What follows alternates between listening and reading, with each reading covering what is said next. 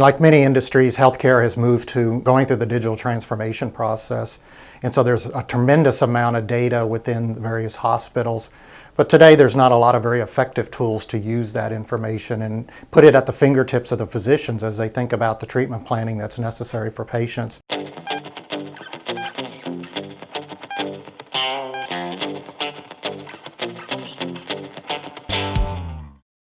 InformAI is focused on solving two problems in the healthcare space.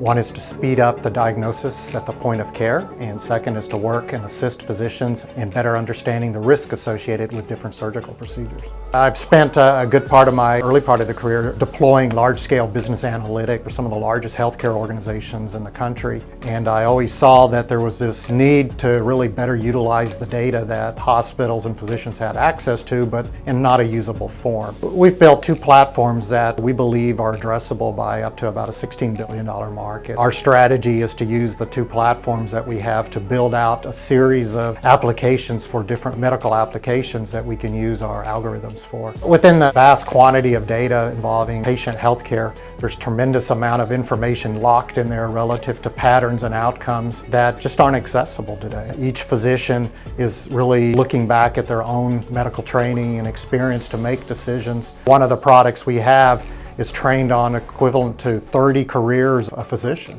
And so why not use that capability to bring additional insights to physicians as they think through the appropriate treatment planning for a patient. We have one product today that involves CT head scans and sinus issues. And with that today, process the turnaround time for a patient to have an initial visit and ultimately have a surgical procedure that can relieve symptoms that they have could be as long as a month out.